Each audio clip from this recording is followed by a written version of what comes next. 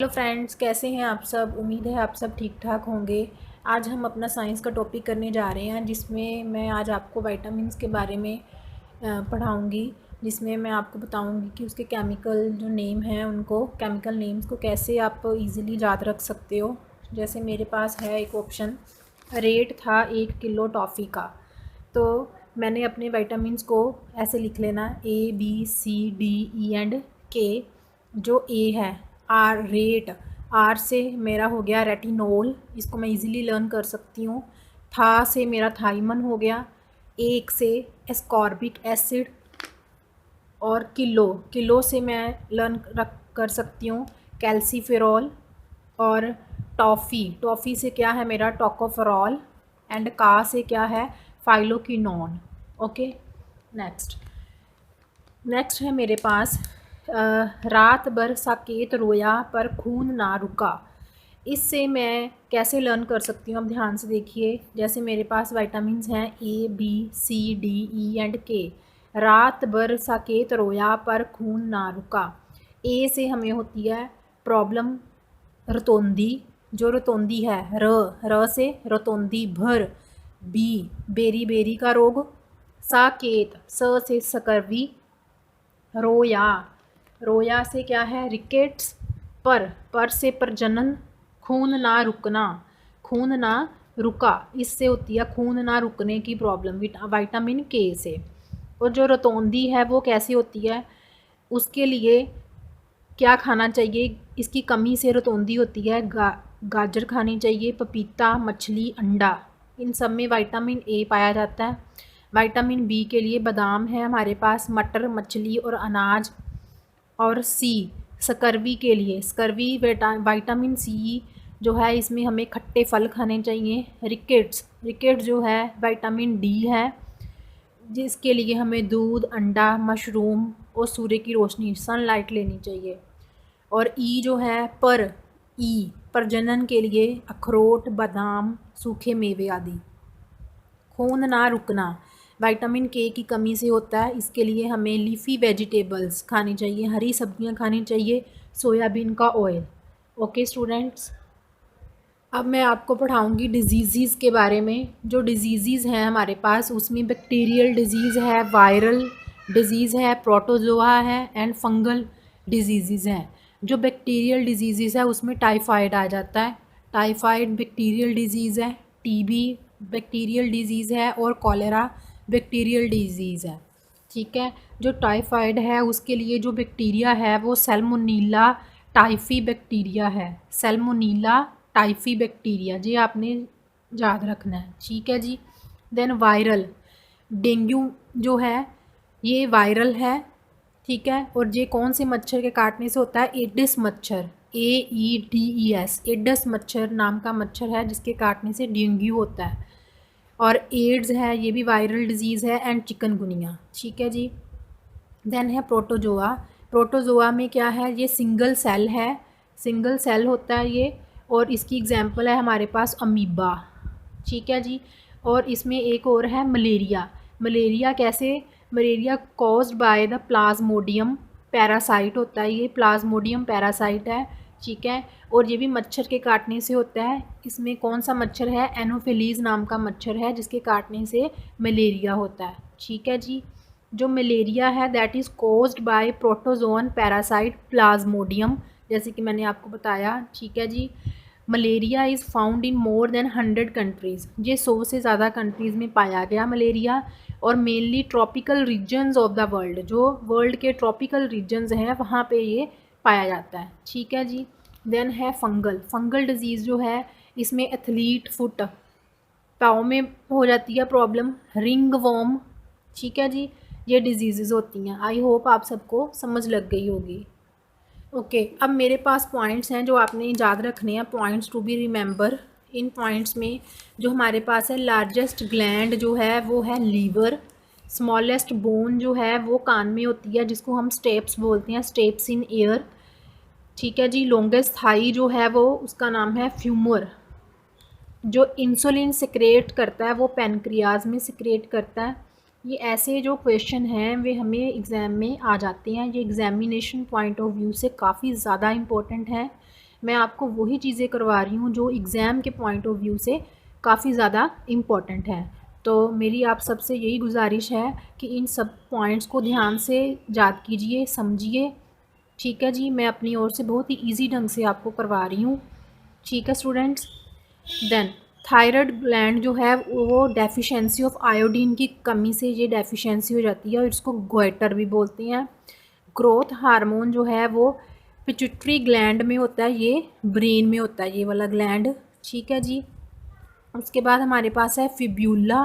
Fibula जो है वो नी एंड एंकल में होता है। ठीक है। और इंस्टेंट एनर्जी जो है बॉडी को वो कार्बोहाइड्रेट से मिलती है। ठीक है जी। देन हमारे पास ये भी क्वेश्चन अक्सर आया हुआ है पेपर में कि स्मॉल फ्लावर कौन सा है, सबसे स्मॉल फ्लावर कौन सा है, वोल्फिया है। और लार्ज फ्लावर जो है वो रेफ्लेसिया है, रेफ्लेसिया। ठीक है जी। जो लाइटेस्ट मेटल है, ये भी आप क्वेश्चंस अपने देखोगे तो आपको पता चलेगा कि ये क्वेश्चंस आए हुए हैं। लाइटेस्ट मेटल लिथियम है। ठीक है जी। कई बार जो क्वेश्चंस हैं पुराने क्वेश्चंस रिपीट हो जाते हैं और कई बार मोल्ड करके भी डाल देते हैं, तो आपको इन पॉइंट्स को याद करना बहुत ज़रूरी है। ठीक है जी। वर्ल्ड हेल्थ डे जो है वो 7 अप्रैल को मनाया जाता है एंड फॉरेस्ट डे जो है वो 21 मार्च को है। ठीक है जी। Thank you. हेलो स्टूडेंट्स, कैसे हैं आप सब। आज हम अपना बड़ा ही इम्पोर्टेंट टॉपिक करने जा रहे हैं जिसमें हम आज cost price, selling price, profit loss, profit percent, loss percent के बारे में पढ़ेंगे। इनमें से एटलीस्ट 2 क्वेश्चंस तो हमारे पास पेपर में आ ही जाते हैं, तो एग्जामिनेशन पॉइंट ऑफ व्यू से ये टॉपिक बड़ा ही इम्पोर्टेंट है। तो let's start. First of all हमें पता होना चाहिए कि कॉस्ट प्राइस होता क्या है। This is price at which an article is purchased, कि जिस प्राइस पे हम किसी आर्टिकल को ख़रीदते हैं तो उसको कॉस्ट प्राइस कहते हैं। सेलिंग प्राइस, जिस प्राइस पे हम किसी आर्टिकल को बेच देते हैं। ठीक है जी। प्रॉफिट फाइंड करने के लिए हमारे पास है selling price minus cost price. मतलब प्रॉफिट तब होगा अगर selling price greater than cost price होगा तो। और लॉस के लिए है cost price minus selling price. अगर कॉस्ट प्राइस ज़्यादा हो जाए, सेलिंग प्राइस कम हो, तो हमें लॉस होता है। ठीक है जी। प्रॉफिट परसेंट के लिए हमारे पास फार्मूला है प्रॉफिट अपॉन सीपी इंटू 100%।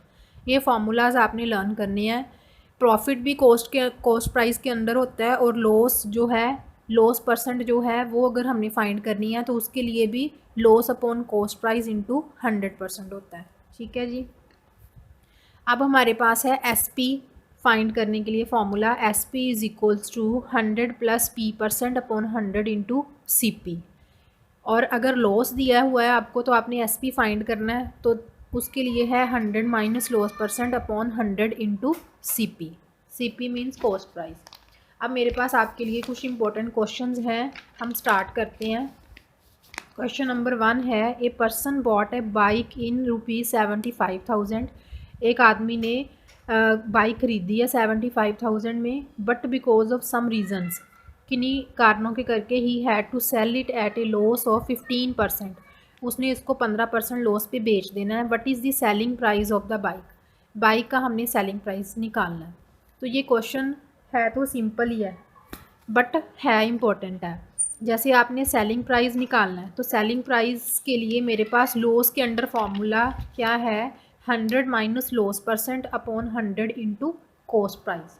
तो मैंने यहाँ पे पहले चेक करना है कि मेरा कॉस्ट प्राइस मेरे को गिवन है 75,000। ठीक है जी। लॉस मेरे पास है 15% और सेलिंग प्राइस, तो इस क्वेश्चन में है मेरे पास a person bought a bike in ₹75,000। तो मैंने लिख लेना है कि जो मेरा कॉस्ट प्राइस है वो 75,000 है और loss this is equals to 15% and selling price मैंने फाइंड करना है। तो मेरे को फार्मूला अगर याद है तो मैं इजीली इसको निकाल सकती हूँ। That is 100 minus loss percent upon 100 into C P. ठीक है जी। तो मैंने यहाँ वैल्यूज़ अपनी फिल कर देनी है। That is 100 minus 15 upon 100 into C P मेरे पास है 75,000। ठीक है जी। इसकी मैंने अब कटिंग करनी है। 100 माइनस 75 मेरे पास कितना आ गया, 85 अपॉन 100 इंटू 75,000। तो इसको मैंने मल्टीप्लाई करके, कटिंग करके मल्टीप्लाई कर देना, जो आ जाएगा वो मेरा आंसर है। ठीक है जी। Next, a farmer sell his 2 cows on one he gain 25%। एक फार्मर ने 2 गायें खरीदी हैं, उसके लिए एक पे उसको 25% का गेन हो रहा है और दूसरी पे उसको 25% का लॉस हो रहा है। फाइंड हीज गेन और loss percent in whole transaction, कि जो उसने होल ट्रांजेक्शन की है उसमें उसको प्रॉफिट और लॉस कितना हो रहा है। ठीक है जी। तो इस क्वेश्चन में आपने देखो कि हमने निकालना है कि उसको गेन और लॉस परसेंट होल ट्रांजेक्शन में कितनी हो रही है। पहले तो हमने लेट कर लेना, लेट द कॉस्ट प्राइस भी एक्स। कॉस्ट प्राइस एक्स है मेरे पास, तो मैंने सेलिंग प्राइस जो है वो निकालना है। गेन के लिए मेरा फार्मूला है 100 plus p% upon 100 into C P. ठीक है जी। तो प्रॉफिट कितना मेरे पास 25% का, तो 100 प्लस 25 अपॉन 100 इंटू एक्स, क्योंकि कॉस्ट प्राइस मेरा एक्स है, तो ये आ गया 125 अपॉन 100 इंटू एक्स। इसकी कटिंग कर दूंगी मैं, 25 5 ज़ा 25 4 ज़ा, this is equals to 5x upon 4 हो गया। ठीक है जी। देन मेरे पास है अब ये चीज़ आ गई इतनी मेरे पास। अच्छा जी, अब हमारे पास लॉस कितना है 25% का। कॉस्ट प्राइस हमने लेट कर लिया हुआ है एक्स, तो selling price equals to 100 minus loss percent upon 100 into C P. तो ये कितना आएगा 100 माइनस लॉस परसेंट, लॉस 25 है, 100 में से 25 माइनस कर देंगे तो मेरे पास 75 एक्स अपॉन 100 आ गया। अब मैं इसकी कटिंग कर दूंगी 25 के टेबल से, तो मेरे पास आ गया 3x/4। ठीक है जी। अब देखिए टोटल कॉस्ट प्राइस जो है मेरा x प्लस एक्स कितना हो गया 2x हो गया, और जो selling price total selling price है वो मेरा कितना हो जाएगा 5x/4 प्लस 3x/4, दोनों को मैंने प्लस कर देना है, तो ये आ गया 8x/4। इसकी मैं कटिंग कर दूंगी, मेरे पास 2x आ जाएगा। ठीक है जी। तो यहाँ पे अब मेरे पास क्या है, अगर मैं ये 2x आया मेरे पास और ये कितना आ गया 2x आया। ठीक है जी। तो यहाँ पे मेरे पास profit equals to S P minus C P, 2x minus 2x equals to 0। तो ना मेरे को, अगर मैं लॉस लेती हूँ तो C P minus S P 2x minus 2x equal to 0, ना ही मेरे को प्रॉफिट हो रहा है ना ही मेरे को लॉस हो रहा है। ठीक है। तो इस करके मेरी क्या कंडीशन बन जाती है यहाँ पे, no profit no loss, no profit no loss. ठीक है जी। ओके स्टूडेंट्स, आप लोग इस क्वेश्चन को ध्यान से समझिएगा। अगर कोई भी प्रॉब्लम हो तो आप इस कमेंट बॉक्स में अपना कमेंट डाल सकते हो। ठीक है। अब हम अपना नेक्स्ट क्वेश्चन करते हैं। A dishonest dealer professes to sell his goods at cost price. एक डिसऑनेस्ट डीलर है जिसने अपनी सामान को सेल करना है at a cost price, but he uses a weight of 900 gram in place of 1 kg, कि 1 kg की जगह पे वो 900 ग्राम ही दे देता है। तो फाइंड हीज गेन परसेंट हमने निकालनी है कि वो कितना डिसऑनेस्टी करके वो कितना गेन ले रहा है। ठीक है जी। तो इसके लिए क्वेश्चन के अकॉर्डिंग हमारे पास क्या है, जो सेलिंग प्राइस है वो 1000 ग्राम है, बट उसको जो कॉस्ट प्राइस है वो 900 ग्राम है। ठीक है जी। तो यहाँ पे S P is greater than C P, जब S P greater than C P है तो प्रॉफिट होगा S P minus C P, तो this is equals to 1000 gram minus 900 gram, तो कितना आ गया 100 ग्राम आ गया। ठीक है जी। नाउ आपने gain percent means profit percent निकालना है, उसका फॉर्मूला हमने पढ़ा है profit upon C P into 100%।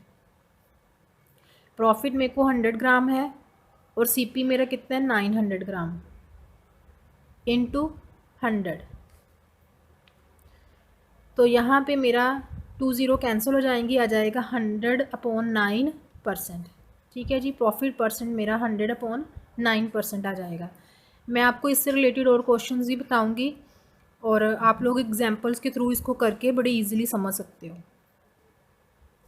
Next है, if an object is sold for ₹480, अगर किसी ऑब्जेक्ट को 480 में सेल किया गया प्रॉफिट ऑफ 20% इज़ इनकर्ड, उसमें प्रॉफिट है 20% का।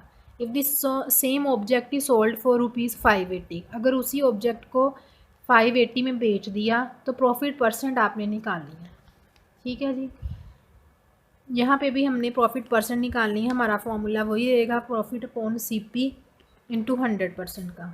ठीक है, अब यहाँ पे जो सेलिंग प्राइस है हमें ऑब्जेक्ट का वो कितना दिया, 580 दिया हुआ है, तो सेलिंग प्राइस इक्वल्स टू ₹580। ठीक है, और यहाँ से हमने क्या निकालना है, तो यहाँ पे if an object is sold for ₹480 A profit of 20% is incurred, profit जो है इसमें इंक्लूडेड है। तो हमने यहाँ पे क्या निकाल लेना है अपने पास, हमारा फॉर्मूला क्या है, 100/100 प्लस P% इंटू SP। ठीक है, तो ये आ जाएगा 100/100 प्लस प्रॉफिट कितना है 20 और सेलिंग प्राइस कितना है हमारे पास 480। ठीक है जी, इसकी आप कटिंग करोगे 120 इंटू 480, 12 4 ज़ा 48, तो आपके पास 400 कॉस्ट प्राइस आ गया। ठीक है, अब स्टेटमेंट अकॉर्डिंग आपको समझ लग गया होगा कि if an object is sold for 480, अगर किसी ऑब्जेक्ट को 480 में बेचा गया उसमें प्रॉफिट कितना इनकर्ड है 20% का। ठीक है, if the same object is sold for, अगर उसी ऑब्जेक्ट को 580 में बेच देता है तो मैंने प्रॉफिट परसेंट निकालना है। तो यहाँ से तो मेरे को क्लियर हो गया कि सेलिंग प्राइस जो है 580 दिया हुआ। ठीक है, तो प्रॉफिट परसेंट के लिए मेरे पास एक तो प्रॉफिट होना चाहिए, वो कैसे आएगा, SP minus CP। Selling price तो है मेरे पास बट कॉस्ट प्राइस नहीं है, इसलिए मैंने यहाँ से क्या निकाल लेना है, कॉस्ट प्राइस निकाल लेना है। ठीक है जी, कॉस्ट प्राइस मेरे पास 400 आ गया, तो प्रॉफिट मैं निकाल सकती हूँ 580 माइनस 400 कितना हो गया 180। ठीक है जी, अब मैं ये फार्मूले में वैल्यूज़ फिल कर दूँगी, P% P कितना आया 180, कॉस्ट प्राइस कितना निकाला 400 इंटू 100%। अब इसकी कटिंग कर लो 4 के टेबल से, 4 4 ज़ा 16, 4 5 ज़ा 20, तो ये 45% का प्रॉफिट हो गया। ओके स्टूडेंट्स, अगर आपको ये मेरे क्वेश्चंस पसंद आए हों तो आप प्लीज़ शेयर कीजिएगा, कमेंट करना, लाइक करना। ठीक है, और चैनल को सब्सक्राइब करना मत भूलना, ताकि आपको जो नेक्स्ट वीडियो के लिए आपको पता चल जाए। ठीक है जी, थैंक यू सो मच।